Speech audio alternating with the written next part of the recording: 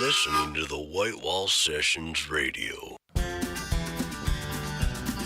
Welcome to the White Wall Sessions Radio. I'm your host, Dan Schaefer.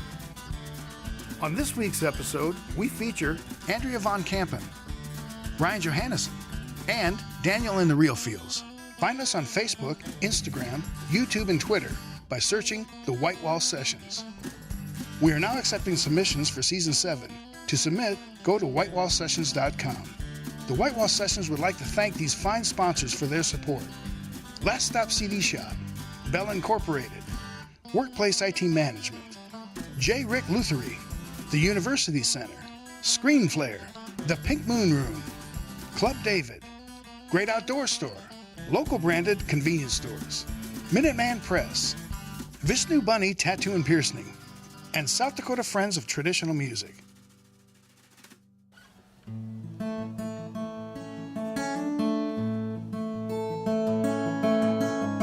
Andrea von Kampen is a singer-songwriter who calls Lincoln, Nebraska home.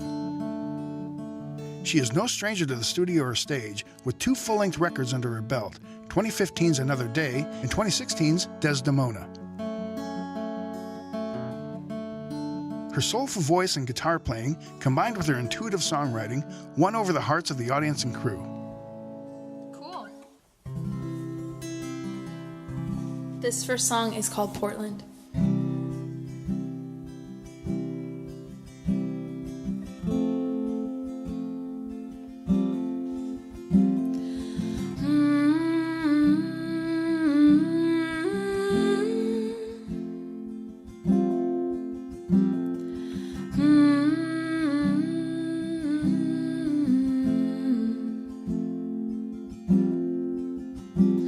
This place looks nothing like where I come from. The trees, they turn later, the sky comes undone. We drove all night through Coeur d'Alene, and I woke up with the sun. Onwards to Portland, Oregon.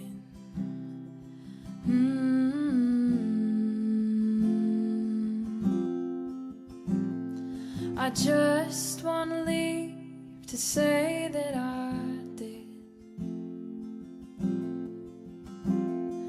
Nothing against all the green fields of my childhood, but I'm driving through all the same places that I used to. Onwards to Portland, Oregon.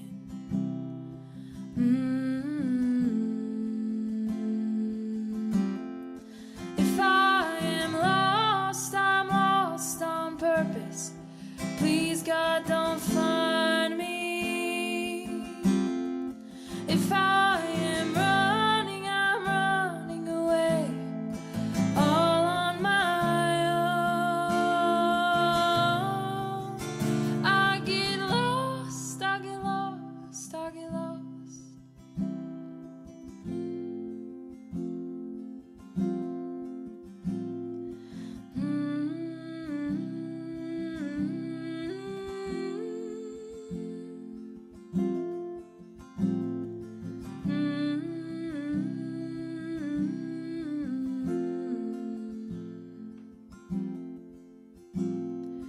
Nobody cares if the foundation's cracked,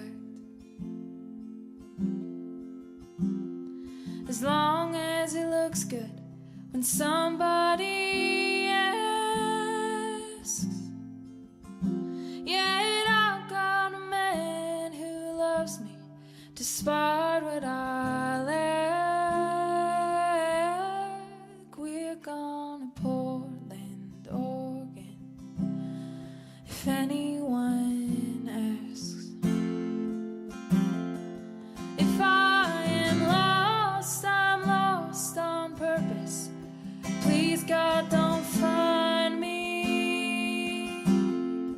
If I am running, I'm running away, all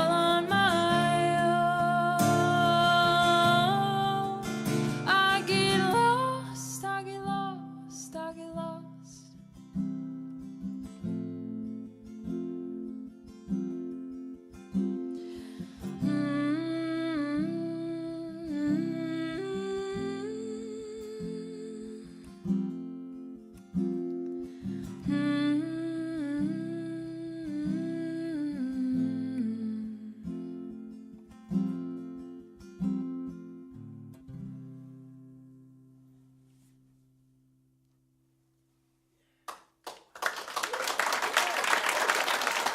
Thanks, guys.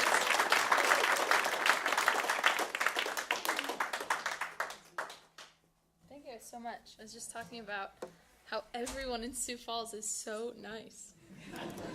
And it's really awesome. We're here at the White Wall Sessions with Andrea von Kampen. Welcome, Andrea, Thanks for having me. from the great city of Lincoln, Nebraska. Yep. Short little drive up. So tell me about this amazing music you're playing. Did you grow up in a musical family?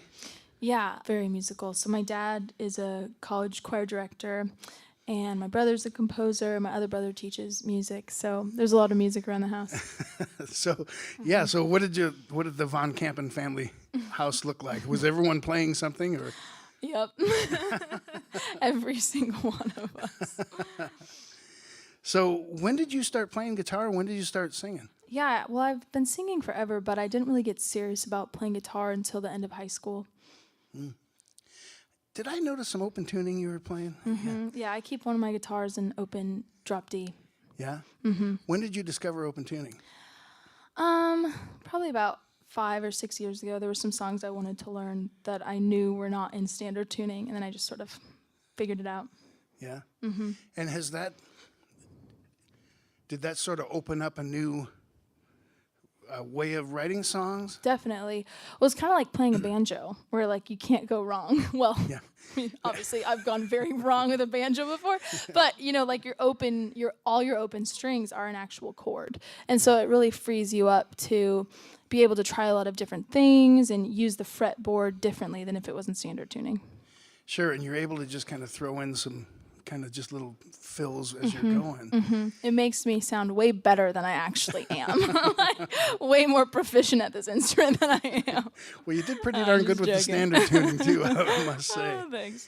What made you pick up a guitar, other than your musical family? Yeah, well, I really wanted to be able to sing, and I didn't want to have to like hire someone to accompany me. So I just started learning my favorite songs, and then realized that if I played like weddings and church gigs and stuff, I could make more than minimum wage, and that's really what inspired it. Money. No, I'm just joking. So when did you discover that voice, and was it there right away, or did you have to really work on it? Oh man, I have no idea. I've just always been singing, and I studied classical voice in college, and that helped me learn how to not damage my voice in the way that I sing. So that was helpful, like learning breathing and stuff. But yeah, I've just always been singing. Yeah. How about writing? When did you start writing these songs? Because there's some beautiful songs. I started writing my sophomore year of college. Oh, so fairly recently. then. Yeah, I would say, like 5 or 6 years ago. Why did you start writing? That's a good question. I wanted to tell stories, and I wanted to be able to play music and not just play covers. I wanted to have my own stuff out there. So you went from the wedding, the money gigs, Yeah, right. to trying to. Is there something you feel you need to say, or is there a story you want to create, or is it vary with different songs? Yeah, I think it's definitely that, and I like being in charge, so I like doing it my way. So that was a big part of it. Yeah. Who do you write songs for? Yourself, or the audience, or both? I think it could be I write them for the character that I'm writing about, like telling a story that maybe didn't get to be told. From that character's perspective. And then, I don't know, I just write stuff that I like to listen to, and I hope other people like to listen to it too. Well, tell me about some of those characters. Those are characters you create? I mean, are the songs always about a character, or some of them about you? Some of them are about me, and some of them about other people. Yeah. And when they're about other people, or is you in there somewhere? Not really. I mean, like a lot of the songs I write, I'll read a book and then write a song about it. So I'm really inspired by literature. So yeah, if I find an interesting character, I'll kind of like flesh it out and then write a song about them. Really? So you sort of have an idea or what you want to say first. Yeah. And the music follows? Yeah, kind of. I mean, I sort of just like start playing chords and then humming melodies on top of them. And then I think about something I've read recently, and that's kind of how it all goes.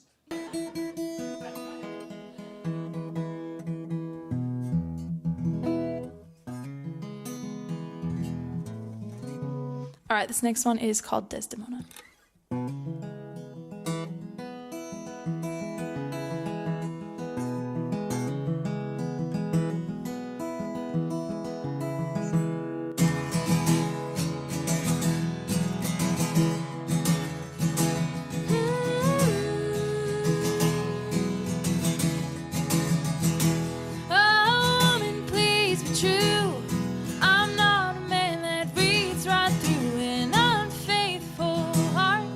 Yep. Good. Very good. Perfect. That's the beauty of this, right? Man. I was like, man, why is there no sound? There we go. All right, this song is called Desdemona.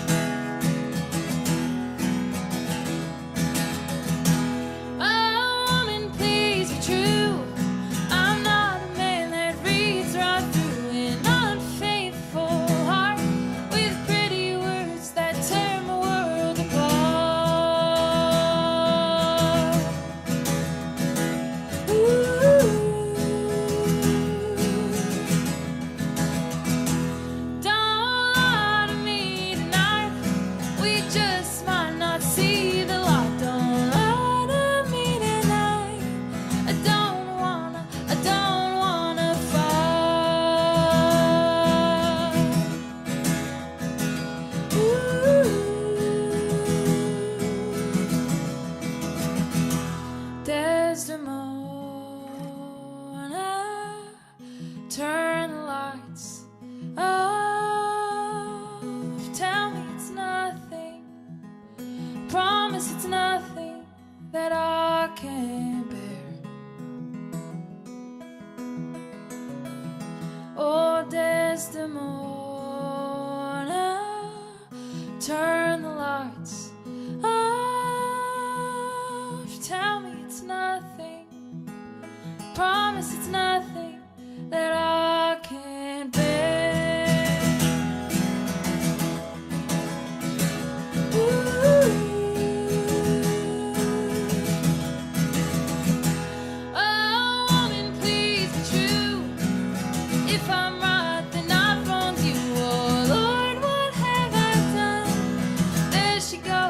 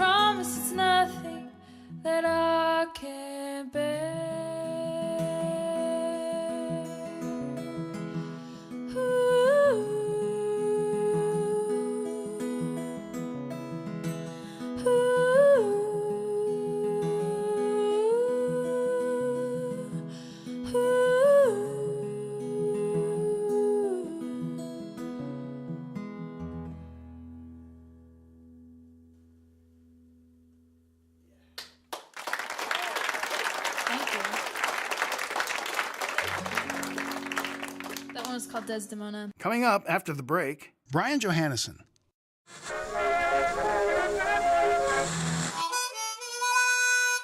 You are listening to the White Wall Sessions Radio.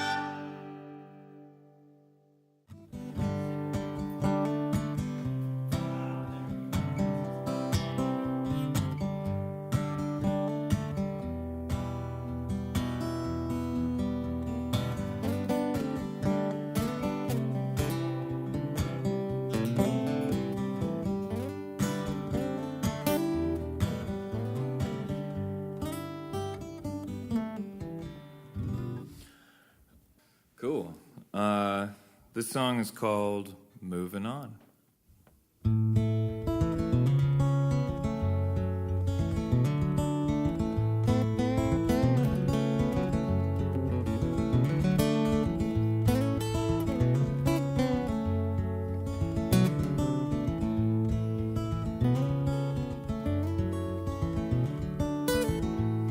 I got to moving on when that cold Kentucky wind got to blowing strong. A woman broke my heart, I was just drinking, she was tending the bar. If only you could have seen that bottle opener in the pocket of her jeans. Wasn't no surprise when she got to cutting me down to size. Well, that ain't new to me, I fall in love with every bartender that I meet.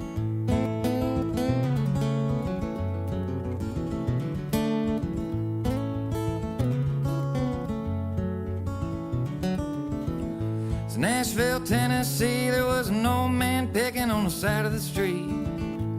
Hell, he was preaching the blues with a 47 Gibson and leather boots. I dropped some change in the jar and sat down to watch a man strumming a guitar. I said, oh, where you been? He said, town to town and sin to sin. Well, I keep moving on that Cumberland River, keep it rolling strong.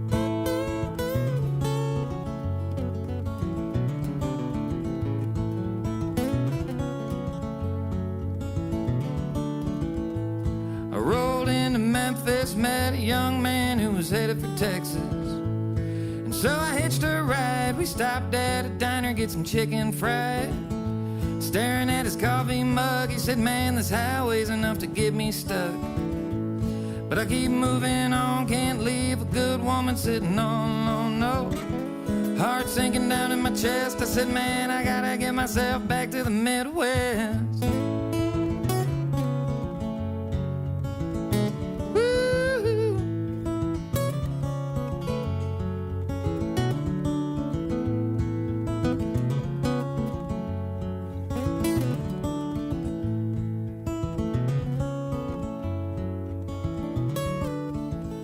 When I got no place to go, I move on home back to Chicago. And sure, the winter's harsh, but hold on, honey, we can make it till March. Mama asking what comes next, I said I can't even figure out why I left. Maybe I was getting drunk, or maybe I just knew when enough was enough. Well, sure as the setting sun, it was something about that woman down in Lexington.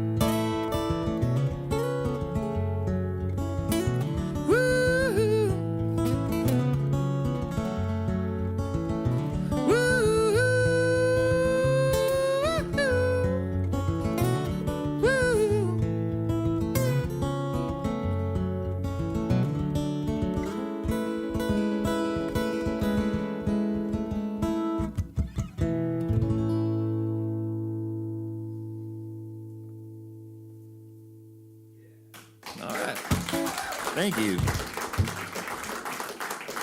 We're here at the White Wall Sessions with Brian Johannesen. Welcome, Brian. Thank you. Thanks for having me. And you're from Iowa City, Iowa. That's correct. Which is your current hometown. That's right. So tell us where you were born. Yeah, I grew up in the west suburbs of Chicago, a little town called Hinsdale. And then you went to Nashville. Yeah, I lived in Iowa City for 6 years for college, and then went down to Nashville for grad school, and ended up sticking around for a little bit. So you were with Ryan Joseph Anderson. He was accompanying you today. Yes, that's right. Sounded great, by the way. Thank you. It's all his fault. Yeah, you blame him. Yeah. How long have you known Ryan? I've known Ryan about 4 or 5 years now. We met down in Nashville at I guess you would call it a pick-and party with just people trading songs. And he had just moved to town, or he was about to move to town. He was working on a record down there. And I had nothing better to do that night, so we just kind of popped over there with a mutual friend and immediately hit it off with him and his partner, Jen. And so, they're Chicago people. I grew up in Chicago, so it was a real easy fit. And he was very nice and invited me to go on tour with him, basically after hanging out like twice. And I was like, yes, I will do that. And it's been awesome ever since then. It's been a great working relationship. We tour together a lot. He produced my last album. He's producing the one I'm working on now. That's great. Well, Ryan is a friend of the show. He's been on before. Yes, sir. We're glad he brought you along. So yeah, this is great. Me too.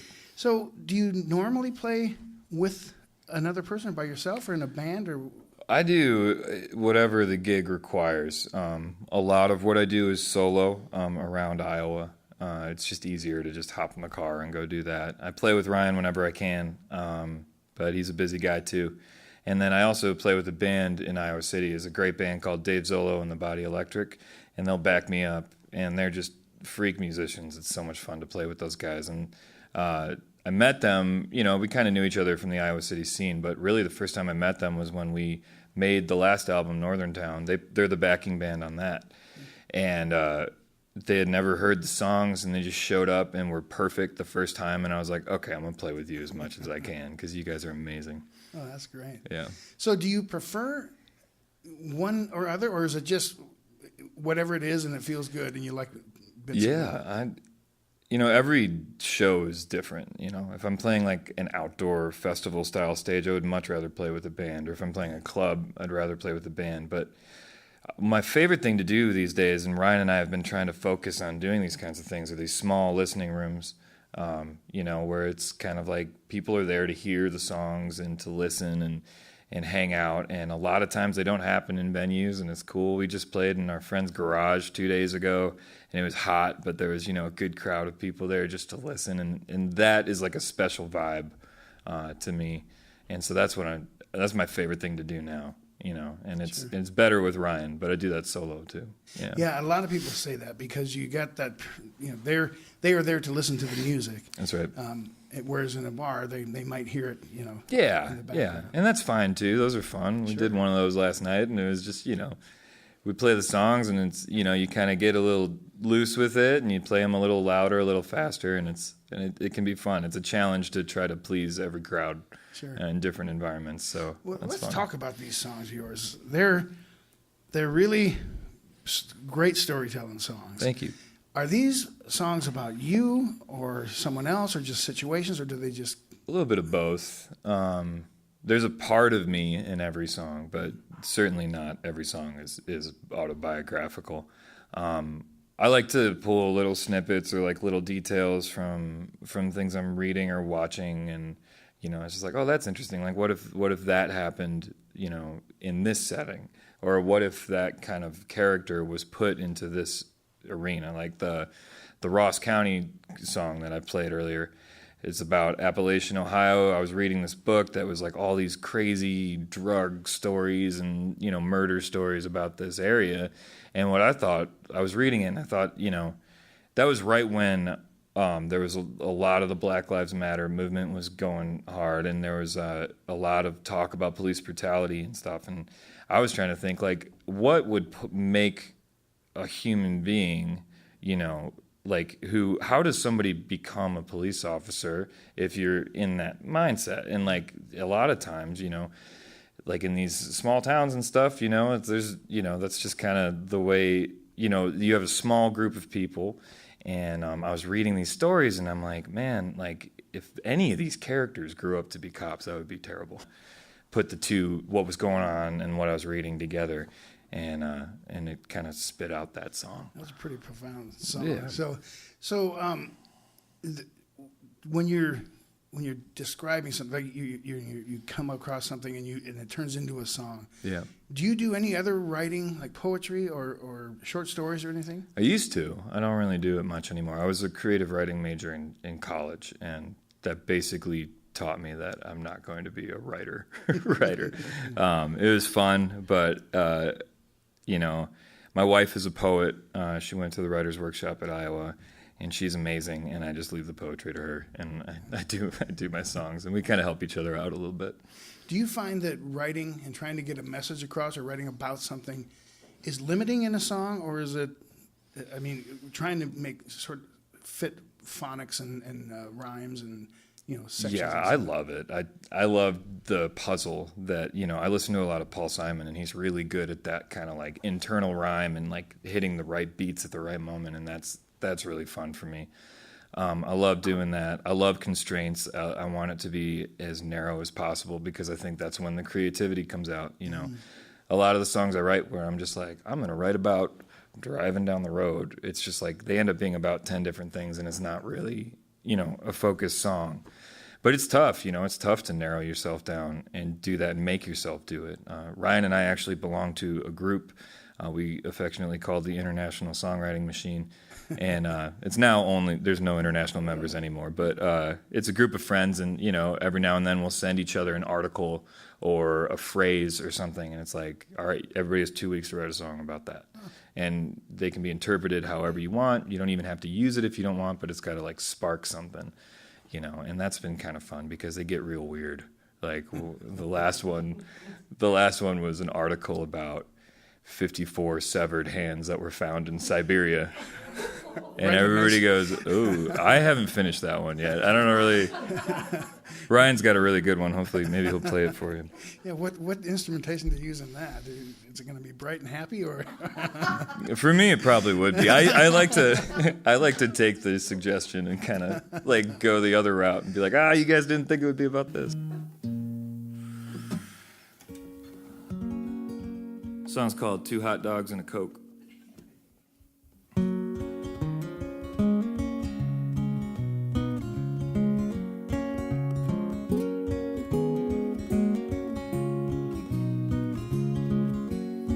Well, I was sitting in my chair, staring at her hair when the teacher called on me.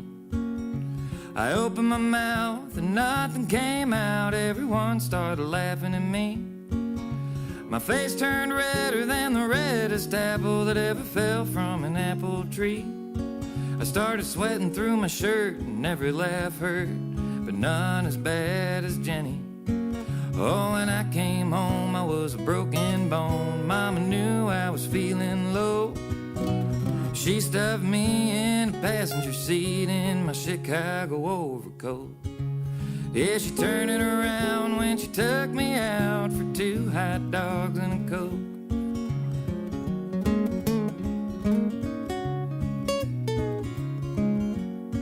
Well, I got a little older and I moved down south. Seemed like a good place to go. I play my guitar in every single bar from Omaha to Roanoke.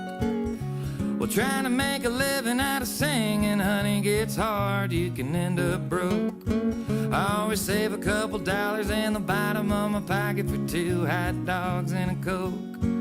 When the rain come down and the engine floods out, stuck on the side of the road, throw out the map and reach in the back for my Chicago overcoat.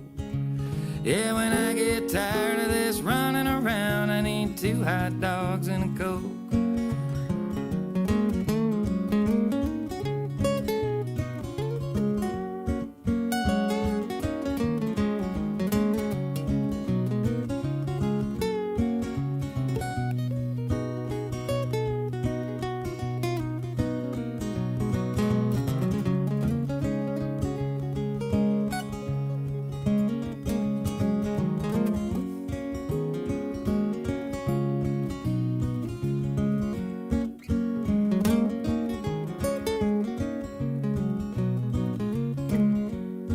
Well, I've been getting on and getting round, and the doctor started telling me it's time to start cutting down. You gotta shed a couple pounds if you wanna see 63. He said no more fat or carbs or sodium like the man said on TV. I said, man, I don't think that you understand how they make Vienna beef. And try as I might, I just can't fight that urge when I get home. If I gain a little weight, I guess I'll just say it's my Chicago overcoat. Yeah, when I go down, put me in the ground with 2 hot dogs and a Coke. Oh, when I go down, you put me in the ground with 2 hot dogs and a Coke. Thank you. Coming up after the break, Daniel in the Real Fields.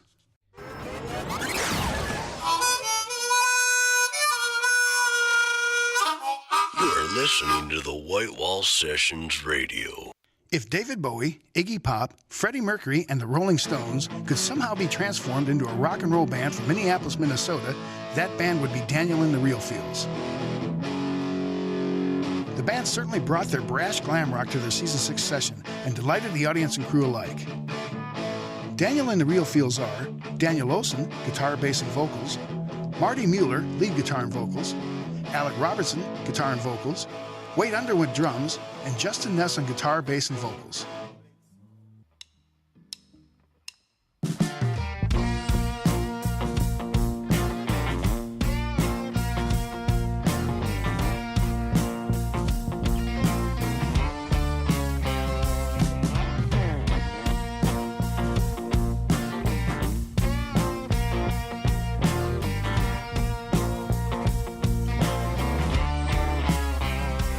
Gentle lover, oh my universe, undercover, bullet in a purse. She's from a new age, got a little cocaine, steps don't retrace, order bound to disperse. Oh, is love ever saved?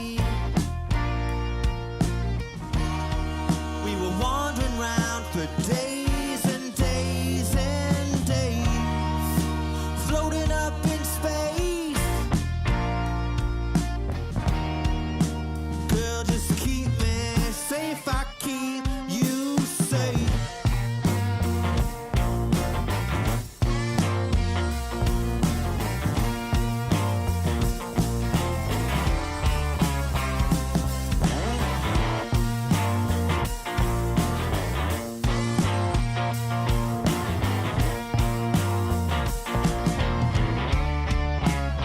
Sisters and brothers, oh my universe, take that cover, girl, just take the hearse. I'm from a new age, got a little cocaine, steps don't retrace, and it only gets worse. Oh, is love ever saved?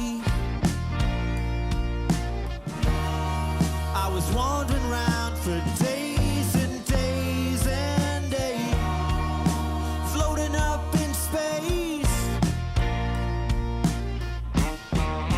Girl, just keep me safe, I keep you safe.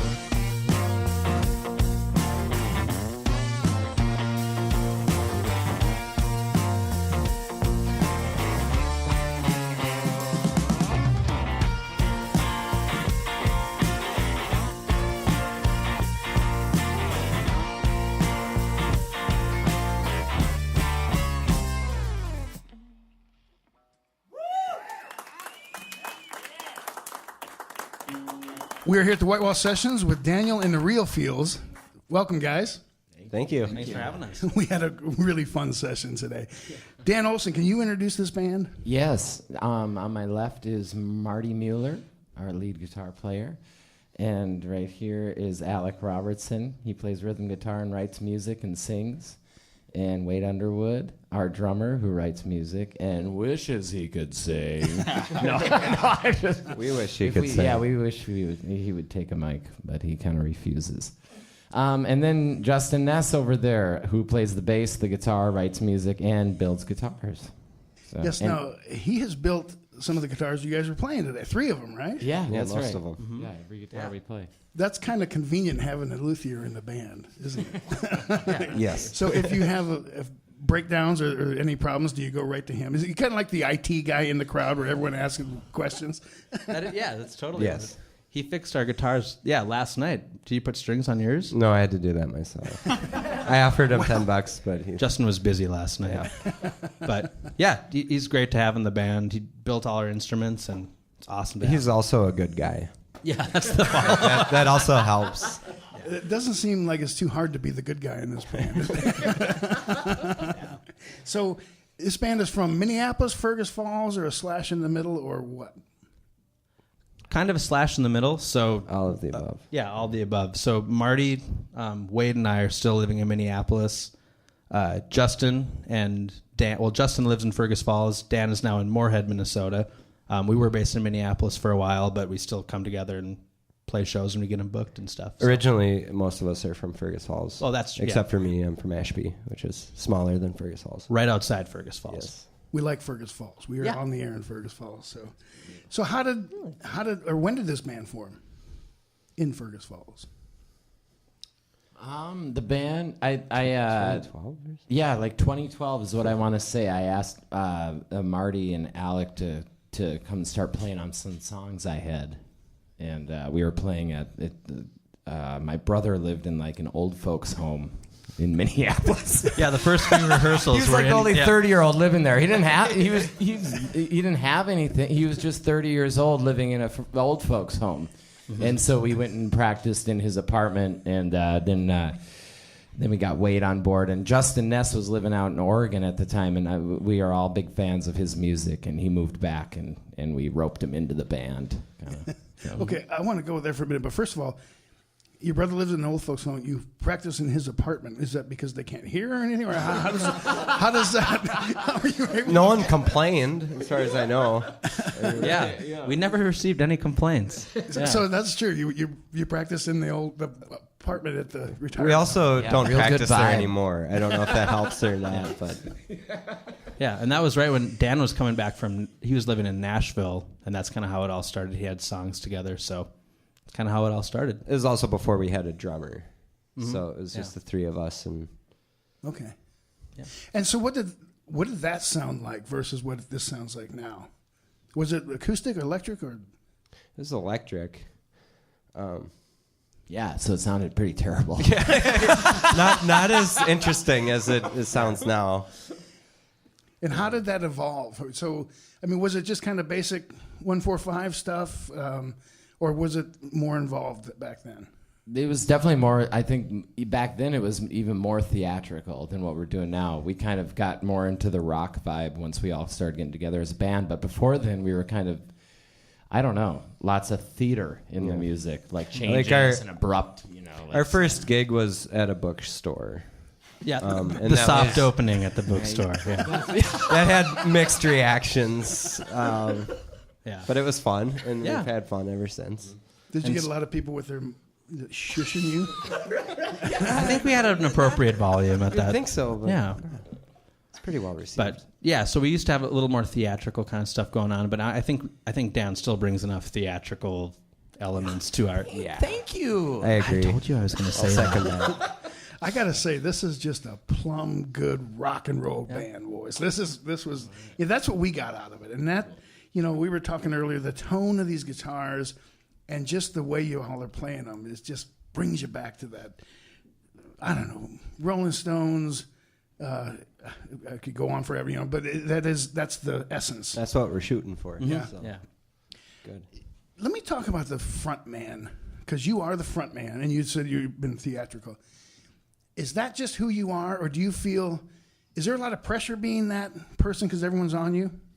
There's not too much pressure, no. It's almost a relief to do that because it's kind of almost an escape, because real life is so weird. And then you get a stage and you get to just kind of let it all out. So I think I find there's a bit of peace that happens when we're able to perform. And yeah, and I've always liked that about rock and roll, or like watching I love watching old like late 60s, early 70s artists, and just kind of I don't know, there's a bit of a looseness to it, and just because the visuals were so much a part of the music, really. Yeah. So are you Dan Olson, the guy at 3 o'clock, and the same guy at 8 o'clock in front of the band, or do you kind of become someone else, or do you have to become, or how does that? Yeah, I totally become someone else. Yep.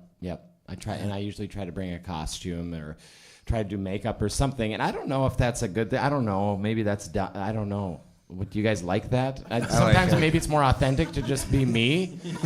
But when we play music, I can't be me, or it's a part of me It's that okay to step into something else. Yeah. Okay. Well, doesn't it give you a certain freedom when you're the front man of Daniel in the Field? Absolutely. Yeah. You're right. Yeah.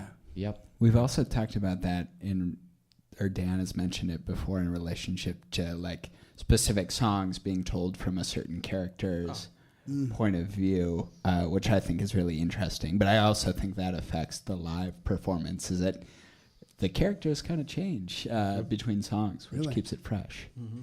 Well, that makes the song really more interesting and sort of a cohesiveness there. Wait, you're the drummer, so you get to watch the show almost like the audience does.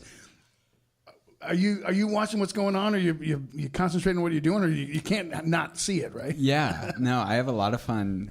I have a lot of fun watching, and it's like I think the sort of the characters and the energy that Dan brings is totally infectious, and that I think kind of flows through the band, and I just try to channel that and. I got front row seats. Yes, so it's like it's fun for me too to watch, but best view of the butts. But I think that also like contributes to the performance being energetic and fun. At least like the way I play and the energy I derive from the performance makes it for an overall good experience. All right, this one's called "Burn the Barn."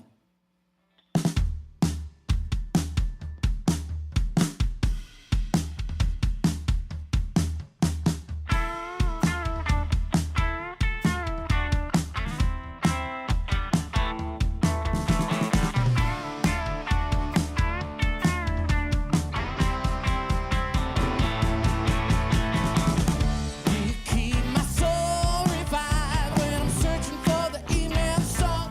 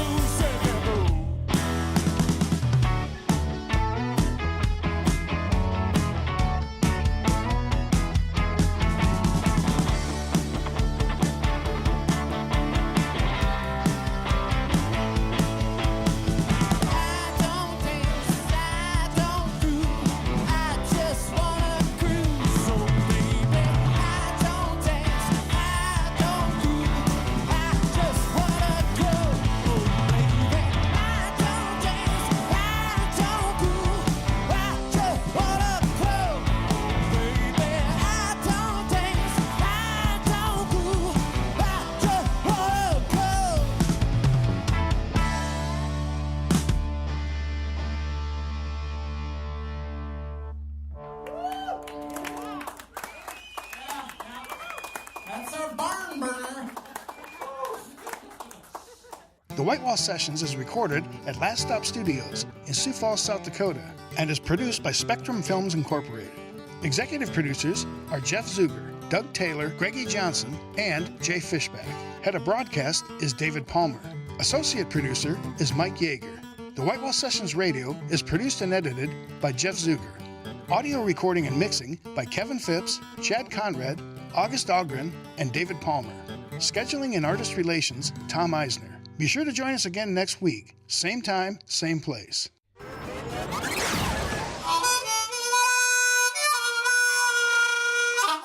You are listening to the White Wall Sessions Radio.